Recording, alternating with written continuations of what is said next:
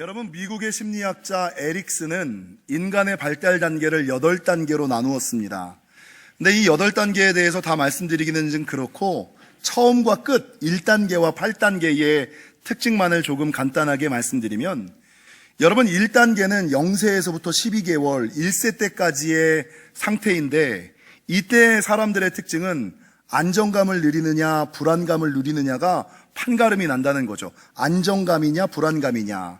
그러니까 이 0세에서부터 12개월 사이 동안에 일평생 살아가는 동안에 여러분 살아가다 보면 큰일이 있는데도 불구하고 평안하고 담대하고 안정감을 너무 흔들리지 않는 사람이 있는가 하면, 어떤 사람은 큰일이 아님에도 불구하고 막 걱정하고 근심하고 벌벌벌벌벌벌벌 떨어가며 살아가는 사람들 있잖아요. 이게 안정감을 누리고 살아가느냐 불안감을 느끼며 살아가느냐, 이게 언제 판가름이 나냐면 0세에서부터 12개월까지 요때 요게 판가름이 난다라고 얘기를 하는데, 여러분 요게 무엇 때문에 판가름이 날까? 어린아이가 부모와의 관계 가운데서 그 아이가 평생 안정감을 누리고 살아갈지 불안감을 누리고 살아갈지가 판가름 난다라고 이야기를 합니다. 여러분, 이 에릭슨의 8단계는 사람이 죽기 직전을 얘기하는데, 예전에는 인간의 수명이 많지 않았으니까 65세를 기준으로 이야기를 해요. 이 65세 이후의 삶은 성취감을 느끼느냐 절망감을 느끼느냐, 죽기 전에 인생의 노년에 성취감을 느끼느냐 절망감을 느끼느냐, 이 두 가지 시기인데, 여러분 앞서 1단계가 안정감과 불안감을 느끼는 이유가 부모와의 관계 때문에 이 안정감을 누리느냐 불안감을 느끼느냐가 판가름이 난다면, 노년기에 성취감을 맛보느냐 절망감을 맛보느냐는 누구와의 관계 속에서 이게 결정이 되냐면 자녀와의 관계 속에서 결정이 된다 라고 에릭슨을 이야기합니다. 여러분, 그래서 우리의 태어나면서부터 죽기까지 가장 중요한 것은 무엇일까? 부모와 자녀의 관계, 자녀와 부모의 관계가 그렇게 중요한 것이다 라고 말할 수 있다는 거죠. 여러분, 신앙의 영역, 특별히 신앙 전수와 계승의 영역에서도 마찬가지입니다. 영지교회가 좋은 교회를 넘어 위대한 교회, 좋은 신앙을 넘어 위대한 신앙을 가져야지 된다라고 제가 끊임없이 말씀을 드리면서, 위대한 신앙의 마지막이 뭡니까? 위대한 신앙의 마지막은 나 혼자 잘 먹고 잘 사는 것이 아니라 내가 잘 믿고 잘 살았던 것처럼 내 자녀도 하나님 안에서 평안하고 안전하게 나처럼 살게 만드는 거. 따라하겠습니다. 나처럼, 아니 나보다 더 낫게. 여러분, 내 자녀가 내가 주님을 믿으며 교회를 다니며 누렸던 평안과 기쁨을 누리며 살았던 것처럼 내 자녀도 주 안에서 평안하고 안전하게 살아가고, 더 넘어가서 나보다 더 하늘의 은혜와 은총과 응답과 역사를 누리며 살아가게끔 만드는 거, 이게 신앙의 마지막 위대한 신앙의 끝이에요. 그래서 위대한 신앙은 내가 가지고 있는 은혜와 신앙과 믿음을 어떻게 자녀들에게 잘 계승하고 전승하느냐에 따라서 판가름이 난다는 거죠. 근데 이 신앙 전승, 신앙 계승에 있어서도 부모와 자녀의 관계가 되게 중요하다라는 통계가 나왔어요. 여러분, 베른 뱅슨이라는 학자가 356가정 3,500명을 대상으로 45년간 탐구하면서 통계를 냈는데, 여러분, 신앙 계승은 부모와 자녀 간에 어떤 관계를 유지했느냐에 따라서 달라진다.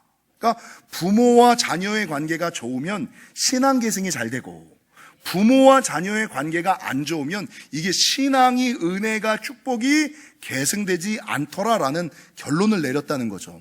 여러분, 재밌는 것은요, 특별히 자녀가 아버지와 친밀한 관계 가운데 있을 때 신앙 계승될 수 있는 퍼센티지가 71%래요.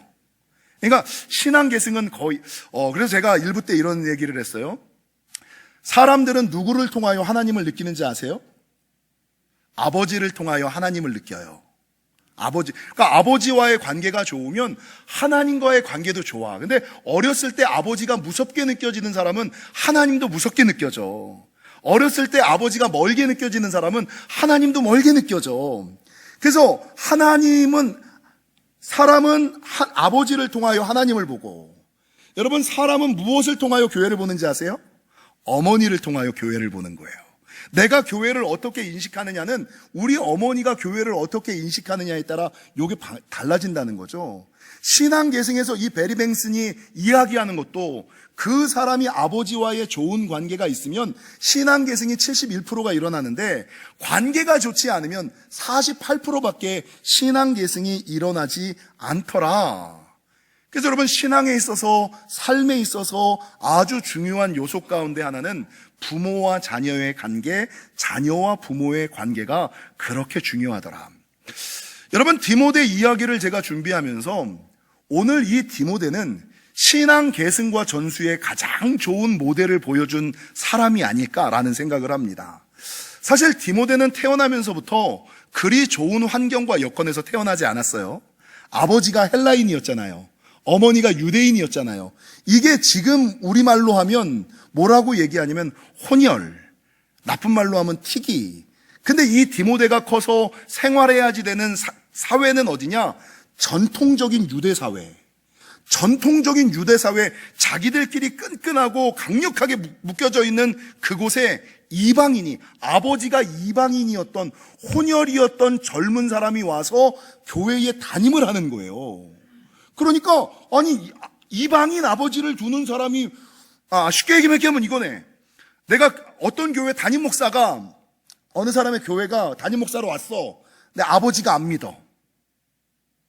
아니, 아버지도 전도하지 않은 목사를 담임으로 여러분 모실 수 있어요?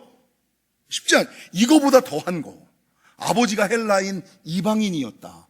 여러분, 출신과 환경이 좋지 않고 이 디모데가 살아야지 되는 전통적인 유대 사회가 그렇게 쉽지가 않았어요. 더 넘어가서 이 디모데는 출생과 신분이 좋지 않았을 뿐만 아니라 나이가 어리죠. 여러분, 제가 영지교회 담임으로 몇 살에 왔냐면 37에 왔어요. 만으로 36에 왔어요. 여러분, 37의 나이가 왔을 때 아유, 어린 게 이 소리 제가 많이 들었거든요. 아이고, 아직도 새파라네요. 아유, 37밖에 안 됐는데 무슨 이만한 교회에 담임을, 이런 생각, 이런 시선을 제가 정말 많이 들었거든요. 근데 오늘 본문의 디모데는 그거보다 훨씬 어린, 더 큰 교회에 훨씬 어린 사람이 담임 목사로 오니 이건 신분도 안 좋고 나이도 어리고, 거기다가 이 디모데는 정도환 목사와는 다르게 체력이 안 좋았어. 건강이 안 좋았어. 그러니까 비실비실하고 힘도 없고 설교를 이렇게 힘있게 하는 것도 아니고 이렇게 그냥 겨우겨우 하는 이 디모데가 전통적인 유대 사회에서 담임 목사로 살아가기가 너무나 힘들었다는 거죠. 그래서 사실 사도 바울은 성도들에게 있어서 할례가 그렇게 중요하지 않은 요소였어요. 근데 누구에게는 할례를 받으라고 이야기를 했냐면 디모데에게는 너 할례는 받아 이랬거든요. 이 디모데에게 할례를 할례를 받으라고 한 이유가 뭘까요? 너 이방인이잖아. 너 아버지가 혼혈이잖아. 최소한 유대 전통적인 사회에서 네가 목사를 하려면 천국에 가기 위해서 할례가 중요한 것은 아니지만 최소한 목사를 하려면 너 할례 정도는 받아야지 돼. 이런 이유에서 디모데를 이 전통적인 교회가 얼마나 받아들이기 어려웠는지를 보여주는 게 할례 문제였거든요. 근데 아시는 것처럼 신분과 처지가 좋지 않고 나이가 어리고 건강이 안 좋았던 이 디모데가 여러분 목회를 잘했습니까? 못했습니까? 그 당시에 가장 크고 가장 열심히 있다고 이야기하는 에베소 교회의 담임 목사로서 여러분 잘 감당하고 크게 감당하고 바르게 감당하지 않았습니까? 얼마나 목회를 잘했으면 성경에 기록될 정도로 그 에베소 교회를 잘 감당했다는 거죠. 그러면 그렇게 신분도 안 좋고 형편도 안 좋고 조건도 안 좋았던 디모데가 그렇게 큰 목회, 그렇게 바른 목회를 할 수 있었던 비결이 뭘까? 제가 오늘 본문에서 세 가지를 찾았어요. 첫 번째, 여러분 부모의 바른 본을 보고 자랐기 때문입니다. 그 부모님의 바른 본을 보고 부모가 본을 잘 보였기에 부모의 바른 본을 보고 자랐던 디모데가 그렇게 바른 목회를, 그렇게 힘 있는 목회를, 그렇게 큰 목회를 감당할 수 있었다는 거죠. 여러분 이미 지금 이 자리에 있는 분들은 자녀들을 다 키우신 분들이라 그런데 영지교회는 잠옷실에 좀 힘을 많이, 어린 아이들 다음 세대에 힘과 에너지를 좀 많이 쏟아요. 그래서 잠옷실에 안 들어가 보신 분들은 모르겠습니다만, 요 잠옷실에, 영지교회 잠옷실에는 세 가지 그 문구가 있어요. 중일층에는 어떤 문구가 있냐면, 이런 문구도 있죠. 잠옷실도 예배실입니다. 아이들도 예배자입니다. 여러분, 잠옷실은 놀이터가, 보통 교회들 가면 잠옷실이 놀이터야. 근데 영지교회 잠옷실의 특징은 잠옷실도 예배실입니다. 아이들도 여러분, 이 아이들이 이제 하나님에게서 우리에게로 온 사람이에요. 그러면 이 아이가 우리보다 하나님과 친할까요? 친하지 않아요? 이거 오늘 별로 대답들이 없어. 제가 예전에 되게 좋아하는 예화가 하나 있어요. 제가 만들었던 책 가운데 있었던 내용인데, 어느 날 첫째를 낳고 둘째를 가졌는데, 여러분, 첫째 아이가 둘째를 낳고 나면 시기하잖아요. 질투하잖아요. 해코지를 하잖아요. 그러니까 부모님이 좀 좋은 부모님이었어. 첫째를 낳고 둘째를 출산하고 나면 첫째가 둘째를 미워하고 시기하고 해코지할 것이 두려워서 이 아이에게, 첫째에게 사랑을 되게 잘 보이려고, 그러니까 차별 안 하려고 되게 힘을 썼어. 근데 첫째가 이 첫째와 둘째를, 이제 갓 태어난 애를 이렇게 떨어뜨리고 나니까 이 첫째가 맨날 엄마와 아빠한테 와서 이렇게 얘기하는 거예요. 엄마, 나 애기랑 같이 좀 있게 해줘. 나 애기랑 좀 같이 있는 시간을 좀 갖게 해줘. 계속 조르는 거예요. 그래서 이 엄마 아빠가 얘가 왜 도대체 자기 동생이랑 둘만 있는 시간을 갖게 해달라고 계속 조를까 고민을 하다가 더 이상 안 들어주면 안 될 것 같아가지고 이 첫째를 둘째 있는 방에다 놓고 문을 요만큼을 열고 애를 들여보낸 거예요. 그리고 나면 네가 우리 엄마 뺏어갔지? 네가 우리 아빠 뺏어갔지? 확 훑어버리고 이 머리라도 한번 박을까 해가지고 그럴 경우에 달려 들어가려고 문을 요만큼을 열어놓고 지켜보고 있는 거예요. 근데 이 첫째가 들어가서 자기 동생에게 뭐라 그래요? 아가, 너 천국에서 이제 왔잖아. 천국이 어떤 곳인지 좀 나에게 얘기해줘. 나는 세상에 온 지가 너무 오래돼서 천국이 기억이 안 나. 그러니까 여러분, 이제 막 태어난 애들은 하나님과 함께 있다 온 거예요. 그러니까 하나님과 함께하는, 하나님과 예배하는 것이 가장 익숙한 애인 거예요. 근데 아이들이 예배를 못할 거라는 생각은 누구 생각이에요? 엄마 생각이지, 내 생각이지. 아이는 하나님과 예배하며 친교하고 교제하는 거에 이미 익숙해져 있는 존재인데, 부모들이 어린아이들은 예배하는 존재가 아니야, 아이들은 예배하지 못할 거야 라는 착각들을 자기의 신앙의 수준에서 아이들을 대하다 보니까 이 아이들의 신앙도 엄마의 신앙을 따라 망가져가는 거예요. 좋아져가는 게 아니라 망가져가는 거예요. 그래서 영지교회 잠옷실의 첫 번째 문구는 잠옷실도 예배실입니다. 아이들도 예배자입니다. 여러분, 두 번째 뭔지 아세요? 요 왼쪽에 써 있나요? 무릎으로 키우는 부모, 말씀으로 자라는 아이. 자녀는 무엇으로 키워야 됩니까? 부모의 무릎으로 키워야죠. 뭘로 여러분, 자녀가 잘 되기를 원하잖아요. 자녀가 바뀌기를 원하잖아요. 그러면 어느 정도로 해야 될까요? 세상 말로 무릎 도가니가 나갈 정도로 꿇고 기도해야죠. 아이를, 영혼을 뭘로 바꿀 수 있어요? 내 마음으로, 내 능력으로 자녀를 바꿀 수 있습니까? 못 바꾸죠. 해봐서 아시잖아요. 아무리 해도 자녀들은 안 바뀌어요. 그러면 유일하게 아이를 바꾸고 아이를 지킬 존재는 하나님과 천군 천사밖에 없으니 내가 누구에게 기도해야 됩니까? 무릎에 동아리가 나갈 정도로 무릎으로 자녀를 키우는 거예요. 그래서 무릎으로 키우는 부모, 말씀으로 자라는 아이. 근데 이 영지교회 잠옷실 하품의 제일 중요한 정신은 저 중위층 잠옷실에 있어요. 거기에 뭐가 쓰여져 있는지 아세요? 그 앞에? 자녀는 가르치는 대로 자라지 않고 본대로 자랍니다. 자녀는 가르치는 대로 자라지 않고 본대로 자랍니다. 이게 무슨 말이에요? 여러분, 자녀에게 가장 큰 영향력을 끼치고 미치는 것은 부모다라고 얘기를 하는 거죠. 참 이게 제가 제 목사 입으로 말하기가 참 죄송스럽습니다만, 강단의 힘이 셀까요? 식탁머리의 힘이 셀까요? 이게 참 말하기 강단의 힘이 셀까요? 식탁머리, 목사의 영향력이 클까요? 부모의 영향력이 클까요? 여러분, 목사가 아무리 강단해서 목이 쉬어라 진리를 선포하고 이야기를 해도 부모님들이 식탁머리에서 여러분 신앙에 대해서 교회에서 삐딱하게 얘기하면 아이들은 누구 말 들을까요? 부모 말 들어요. 부모 말 들어요. 사실 이게 참 이게 제 목사가 말하기는 불편한 말이긴 합니다만 강단의 힘보다 식탁머리의 힘이 센 것이 사실이라는 거죠. 근데 이런 자녀들의 신앙이 언제 흔들리는지 아세요? 이 자녀들의 신앙이 언제 흔들리냐면 여러분, 부모님의 신앙이 부모님들께서 잘못된 본을 보이는 순간부터 흔들려요. 그러니까 예수 잘 믿어야 돼. 찬양 크게 해야 돼. 기도 뜨겁게 해야 돼. 맡겨진 직분 잘 감당해야 돼. 말은 그렇게 잘하잖아요. 그러면 자녀들은 부모님의 말이 진리인 줄 알고 그 말을 따르려고 그래. 그렇게 살려고 해. 근데 어느 순간부터 안 해도 되겠네라는 생각이 드냐면 부모가 말한 대로 살지 않거든. 부모가 잘못된 본을 보이거든. 그러니까 자기도 말한 대로 안 살면서 왜 나한테 안 해도 되는구나. 특별할 때는, 위험할 때는 안 지켜도 되는구나. 가장 대표적인 게 뭘까요? 학원 시간이랑 예배 시간이랑 부딪힐 때.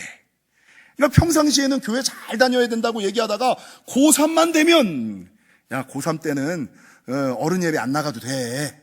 그냥 청소년부 예배 드리고 그냥 말아. 야, 주일날 굳이 예배 안 드려도 돼. 그리고 토요일날 예배 드리고 말아. 그러니까 아니 지금까지 17년 18년 동안은 말씀대로 기도대로 교회가 우선이라고 얘기를 했다가 고3 됐다고 기준이 바뀐다고 우리 엄마 아빠가? 이게 뭐지? 그러니까 애들이 혼란스러운 거예요. 위기의 순간에는 바뀌어도 되는구나. 내 이익이랑 부딪혔을 때는 조금 틀어도 되는구나라는 생각이 이 아이들의 마음속에 들어가는 거예요. 그래서 여러분, 부모가 어떤 본을 보이느냐가 정말 중요하죠. 참 감사한 것은 우리 영지교회는 참 좋은 교회인 것 같아요. 제가 일부 때 지지난주에 제가 이런 얘기를 들었어요. 우리 교회에 그 유치부의 곽상미 집사님 아시죠? 곽상미 집사님, 미도에 사는 곽상미 집사님 아들 은혁이가 수학을 되게 잘해요. 수학을 너무 잘하는데 더 잘할까 싶어가지고 학원을 찾다가 이 소화동에는 은혁이를 감당할 학원이 없어서 광명에서 수학을 더 잘하는 데가 어딜까를 찾다가 하안동에 있는 최강수학이라는 학원을 딱 찾은 거예요. 거기는 이제 수학을 아주 하드하게 잘 가르친다는 거죠. 상담을 가신 거죠. 상담을 가가지고 우리 은혁이가 이런데 저런데 상담을 받고 막 이렇게 하다가 너무 커리큘럼도 좋고 원장 선생님이 열정도 있고 여기서 하면 애 수학 성적이 쭉쭉쭉쭉 늘 것 같은 거예요. 그래서 그럼 어떻게 하면 됩니까? 그랬더니 강의 시간은 이때고 이렇게 오시면 됩니다 라는 얘기를 딱 하는 순간 이거 예배 시간이랑 부딪히는데 이거 주일 오전에도 나와서 수업을 들으라고? 그래서 곽상미 수사님이 순간 원장님 죄송한데 우리 아이 등록 못하겠습니다. 선생님이 그 전까지는 아주 그냥 금방 등록할 것처럼 정성을 들여서 듣다가 갑자기 표정이 바뀌는 곽상미 수사님 보고 엄마 도대체 왜 그러는 거예요? 그랬더니 제가 교회를 다녀서요. 그러니까 어떤 교회를 다니길래요? 그러니까 소화동의 영지교회라고 이렇게 얘기를 한 거예요. 그 원장님이 뭐라고 그랬는지 아세요? 또 그 교회예요. 또 그 교회예요. 도대체 그 교회 어떤 교회예요? 왜냐면 우리 교회 청소년 애들이 거기를 많이 갔었어. 우리 교회 애들이 공부 잘합니다. 많이 갔었는데 이놈들이 찬양팀, 청소년부 찬양팀 찬양 연습한다 그러면 찬양 연습해야 되니까 학교 교회 가야 돼요. 주일 오후는 예배해야지 돼요. 다 돌아왔거든. 그러니까 이것들이 고3인데 이게 수능이 눈앞인데 이것들이 찬양 연습하려고 수학을 땡땡이 치고 예배 드려야지 된다고 학원을 안 나오는 걸 보고 가뜩이나 막 마음이 여기까지 불불거렸는데 은혁이까지도 등록을 안 한다 그러니까 또 그 교회예요. 우리 영지교회 좋은 교회입니다. 곽상미 집사님이 누구를 통해서 이 얘기를 제가 들었는데 우리 교회 교인들 괜찮다. 여러분, 이 디모데가 잘된 이유는 무엇일까? 이 디모데가 잘된 것은 부모가 위기의 순간에도 흔들리지 아니하고 바른 본을 보였기 때문에. 특별히 이 디모데가 가졌던 신앙의 특징이 하나가 있어요. 그건 뭐냐면 청결한 양심과 거짓 없는 믿음. 청결한 양심과 거짓 없는 믿음이 이 디모데가 가졌던 신앙의 특징이거든요. 근데 오늘 보면 5절 중반절에 보니까 이는 내 속에 거짓이 없는 믿음이 있음을 생각함이라. 근데 이 믿음은 먼저 누구에게 있었어요? 내 외조모 로이스와 내 어머니 유니게 속에 있더니 내 속에도 있는 줄을 확신하노라. 그러니까 할머니와 어머니가 가지고 있었던 청결한 양심과 거짓 없는 믿음, 그 은혜와 축복의 근거가 자녀와 자손에게도 고스란히 계승되어져서 할머니도 위기의 순간에 양심 저버리지 아니하고 어머니도 위기의 순간에 믿음 저버리지 않는 모습을 보면서, 야, 성도는 어떤 경우에도 예배를 우선해야 되는구나, 교회를 우선해야 되는구나, 하나님을 우선해야 되는구나. 위기의 순간이라고, 이런 상황이라고 저런 상황이라고 순간순간 바뀌는 것이 아니라 그럼에도 불구하고 굳건히 믿음 지키는 것이 참 믿음이구나를 누구를 통해서 본 거예요? 할머니와 어머니를 통해서 본 거예요. 여러분, 특별히 여기서 얘기하는 청결한 양심이 뭔지 아세요? 말씀을 준비하는데, 여러분, 살아가다 보면 세상에서 양심 초교해질 때가 좀 있잖아요. 내가 집사인데, 내가 목사인데, 이거 참 하나님만 안 보고 계시면, 보는 사람 없으면 살짝 그냥 요 양심을 내려놓고 싶을 때가 종종 자주 왕왕 많이 있잖아요. 근데 그 상황 속에서도 이 디모데는 할머니와 어머니의 청결한 양심, 야, 성도는, 목사는 상황이 바뀌었다고, 위급하다고, 시급하다고 목에 칼이 들어와도 바꾸는 거 아니야? 양심 속이는 거 아니야? 이거를 디모데가 부모님을 보면서 배웠다는 거예요. 여러분, 거짓 없는 믿음이 뭐예요? 그러니까 청결한 양심과 거짓 없는, 청결한 양심은 어떤 경우에도 양심을 속이지 않는 것. 거짓 없는 믿음이 뭘까요? 뭐가 거짓 없는 믿음일까요? 내 믿음이 거짓 믿음이라는 게 뭘까요? 말하는 것과 행동하는 것이 다를 때. 좀 전에 얘기하면, 너 예수 잘 믿어야 돼? 자기는 잘 안 믿어. 말하는 것과 자기가 행동하는 것이 다를 때. 여러분, 조금 더 넘어가서 뭐냐? 교회에서 하는 모습과 집에서 하는 모습이 다를 때, 교회에서 하는 모습과 세상에서 하는 모습이 다를 때 그 사람의 믿음은 거짓 믿음이다. 근데 디모데는 어땠어요? 우리 엄마는, 제가 정말 감사한 게, 여러분, 제가 예전에 제가 존경하는 영적인 아버지 목사님이 계세요. 근데 이 목사님에게, 이 목사님 사모님에게 이렇게 질문한 적이 있어요. 여러분, 사실 목사가 교회에서 보이는 모습과 집에서 보이는 모습이 좀 달라요. 아시죠? 여러분도 그렇잖아요. 예. 교회에서 보이는 모습과 집에서 보이는 모습이 같을 수가 없어요. 그러니까 제가 존경하는 영적 아버지인데 그 사모님한테 이제 웃으면서 농담으로, 사모님, 목사님이 성도들이 보기에는 사모님한테 되게 잘하는데 집에서는 그렇게 안 하죠? 이제 한번 뜨고 싶은 거야. 그래. 우리 목사님도 집에서는 조금 늘어지고 풀어져. 이 얘기를 듣고 싶어서 저도. 사모님, 우리 목사님 집에서는 별로 그렇게 안 하죠? 이 사모님이 뭐라 그런지 아세요? 아니, 목사님, 집에서는 더 좋아요. 집에서는 더 좋아요. 와, 이게 목사지. 이게 목회자지.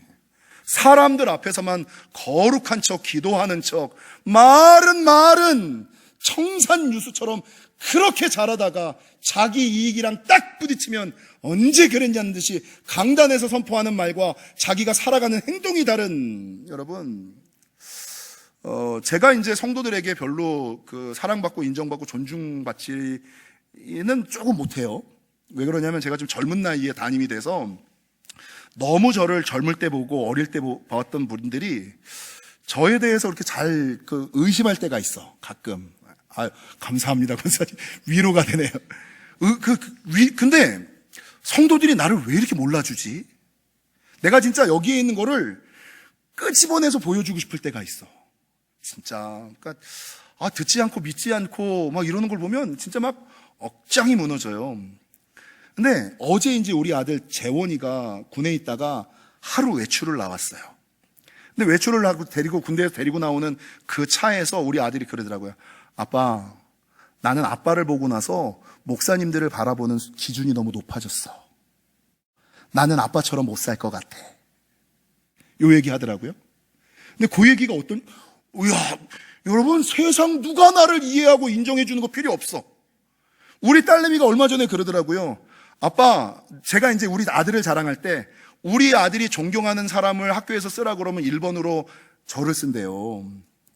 근데 이제 그 얘기를 우리 아들은 표현을 잘하니까 아빠, 내가 평생에 제일 존경하는 사람은 아빠야, 아빠야, 이 얘기를 하니까 딸내미는 그 말을 못 하는 거야. 자기도 그런 얘기를 하고 싶으니까 요번에 아빠, 오빠만 아빠를 세상에서 제일 존경하는 게 아니라 나도 학교에서 제일 존경하는 사람을 누구라고 물으면 아빠라고 써.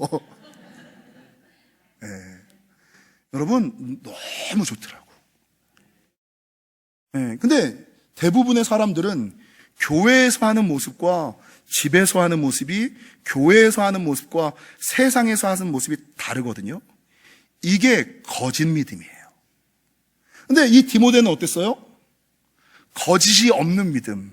집에서나 세상에서나 교회에서나 잘 될 때나 못 될 때나 위급할 때나 상관없이 목에 칼이 들어와도 어머니가 하던 대로, 할머니가 하던 대로 청결한 양심과 양심 속이지 아니하고 거짓 없는 믿음으로 살아갈 수 있었던 힘, 이게 어디서 나오느냐? 부모가 바른 본을, 제대로 된 본을 보여줬기 때문이라는 거죠. 여러분, 자녀들에게 바른 본을 보이시며 살아가시는 저와 여러분이 되시기를. 두 번째, 이 디모데가 그렇게 신분과 처지가 안 좋음에도 그렇게 큰 목회, 그렇게 바른 목회를 감당할 수 있었던 것은 목회자와 바른 관계, 아니 친밀한 관계 가운데 있었기 때문입니다. 여러분, 제가 이 말씀을 읽다가 너무 부러운 거야. 여러분, 사도 바울이 디모데를 뭐라고 부르는지 아세요? 오늘 본문 2절에 보면 사랑하는 아들 디모데. 그냥 제가 우리 교회 아이들을 아들, 딸 이렇게 부르거든요. 다 내 아들이고 다 내 딸이야. 아들, 딸. 근데 이게 그냥 입 바른 얘기가 아니라 내 사랑하는 아들이라고 불러요. 근데 여기서만 사랑하는 아들이라고 부르는 것이 아니라 고린도전서 4장 17절에는 뭐라고 증거하느냐? 내가 주 안에서 사랑하고 신실한 아들 디모데. 야, 디모데는 진짜 신실해. 내가 주 안에서 사랑할 뿐만 아니라 걔는 흔들리지 않아. 걔는 진짜 신실한 애야라고 사도 바울이 보증을 하는 거예요. 여러분, 고린도전서 4장 17절뿐만 아니라 디모데전서 1장 2절은 뭐라고 증거하느냐? 믿음 안에서 참 아들. 이 참이라는 단어. 야, 걔는 진짜야. 걔는 진짜야. 걔는 참목자야. 이거를 사도 바울이 보증하는 거를 보면서 우와, 어떻게 이렇게 사랑하는 아들이라고, 신실한 아들이라고, 참 아들이라고. 여러분, 더 넘어가서 오늘 본문 3절을 보세요.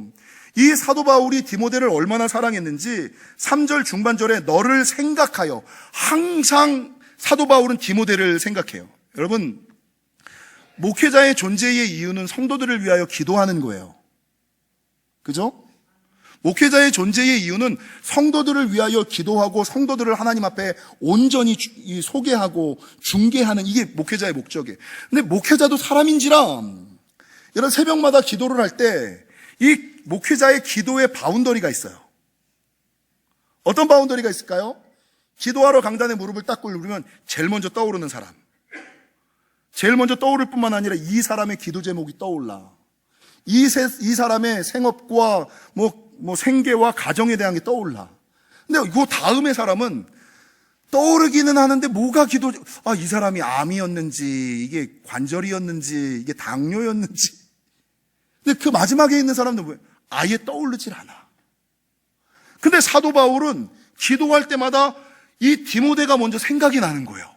근데 어떻게 생각나느냐? 3절. 쉬지 않고 너를 생각하고. 얼마나 사랑하면, 얼마나 좋아하면 가끔 생각하는 것이 아니라 쉬지 않고 생각하고. 더 넘어가서 1장 3절은 뭐라고 증거하느냐?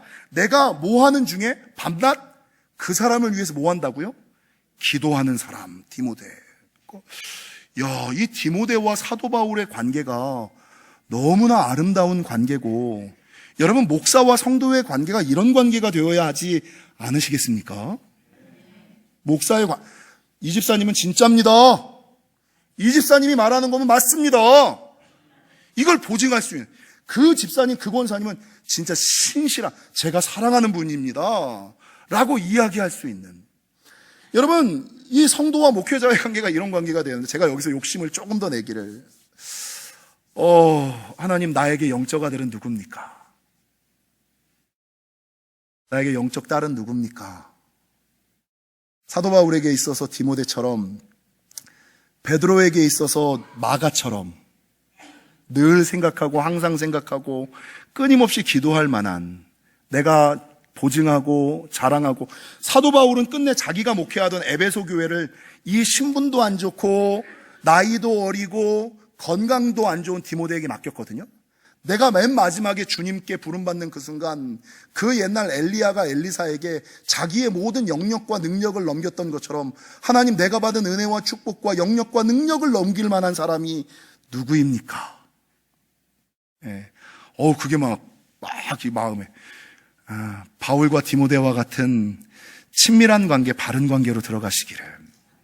이게 목회자와, 그러니까 요즘에 목사들이 너무 사고를 많이 치니까 목사와 성도의 관계가 아주 피상적이고 추상적이고 아주 세상적인 관계. 근데 성경에서 말하는 목회자와 성도의 관계는 바울과 디모데의 관계예요. 이런 관계로 나아가시는 저와 여러분이 되시기를 주님의 이름으로 간절히 축원합니다. 마지막, 디모데가 그렇게 큰 목회, 바른 목회를 할 수 있었던 비결은 무엇이냐? 여러분, 가정교육과 신앙교육이 연계되었다는 거죠. 그러니까 가정에서는 로이스와 유니게가 신앙교육 잘 지키고, 교회에서는 사도 바울이 신앙교육, 말씀교육 잘 지키고, 가정교육과 신앙교육이 연계되었더니, 여러분, 이 놀라운 하나님의 사람이 그 안 좋은 상황 가운데서도 태어났다. 예화를 하나 드리고 말씀을 마칠 텐데요. 지난 9월 5일에 미국의 애리조나 크리스천 대학의 문화연구센터 조지바나 목사가 자기의 연구와 통계를 가지고 책을 한 권 냈어요. 저도 아직 읽어보진 않고 그만 살짝 읽었는데, 그 책의 내용은 제목이 별로 안 좋아. 영적 챔피언 키우기. 그러니까 자녀를 어떻게 영적인 챔피언으로 키울 것인가에 대한 책인 것 같아요. 근데 그 내용을 제가 보도자료를 이렇게 좀 읽었는데, 근데 이 책의 내용에 의하면, 여러분, 미국의 13세 미만의 자녀를 둔 부모 가운데 2%만이 성경적인 세계관을 가지고 자녀를 양육한다. 나머지 사람들은 다 혼합주의적 세계관을 가지고 자녀를 양육한다라고 얘기를 해요. 근데 더 충격적인 것은, 어떤 부모라도 자기 자녀가 잘 되기를 원하는 거는 당연하잖아요. 근데 자기도 무엇이 옳은지 무엇이 바른지를 잘 모르는 거야. 나도 그렇게 살아본 적이 없고, 나도 그렇게 양육받고 교육받아 본 적이 없는 거야. 그러니까 미국의 추세는 뭐냐면, 자녀 교육을 아웃소싱 한다는 거예요.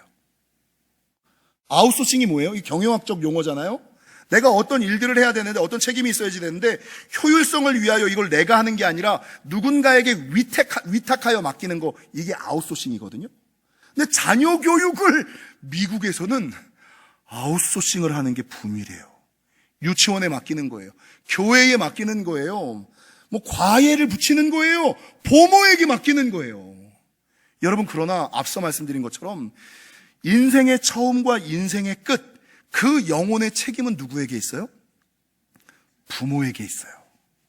그래서 제가 유아 세례를 줄 때 부모님들에게 자녀는 하나님께서 주시는 기업이자 유산입니다라고 얘기를 하거든요. 근데 이 자녀가 유산이고 기업이다라는 말에는 두 가지 의미가 있어요. 첫 번째는 선물이라는 의미가 있어요. 여러분, 자녀와 함께 있으면 너무 좋죠? 아멘들이 안 나오시네. 꼴보기 싫으시죠? 너 왜 빨리 들어왔어? 자녀들 얼굴 보기를 좋아해야 돼요. 자녀들도 부모님 얼굴 보기를 좀 좋아해야 돼요. 그러니까 자녀는 선물이야. 선물 받으면 기쁘잖아요. 하나님이 기쁘라고 우리에게 자녀를 선물로 주신 거예요. 자녀는 기쁨이야, 유산이야. 근데 자녀는 이 선물과 기쁨이라는 의미를 넘어서서 숙제라는 의미도 있어요. 여러분, 학교 다니다가 숙제 잘 풀면 선생님한테 어떤 거 받습니까? 칭찬받고 선물 받잖아요. 오, 잘했어. 오, 이 어려운 숙제를, 야, 이걸 네가 풀었어? 오, 잘했어. 너 사탕 하나 먹어? 이렇게 칭찬받고 선물 받잖아요. 근데 숙제를 안 하면 어떻게 돼요? 손바닥 맞잖아요. 요렇게 맞으면 모르게 요렇게 맞으라 그래. 어우, 끔찍해. 옛날 생각나네. 예. 숙제를 못 풀면 혼나거든요. 자녀는 숙제예요. 자녀의 숙제는 하나님께서 나에게 주셨던 아이가 내가 신앙교육을 잘해서 이 아이가 성인이 됐을 때 자기 스스로 바르게 신앙교육, 어머니가 믿는 그 하나님, 아버지가 다니는 그 교회 내가 갈게요. 내가 엄마 아빠 보니까 나도 엄마 아빠처럼 살고 싶어요.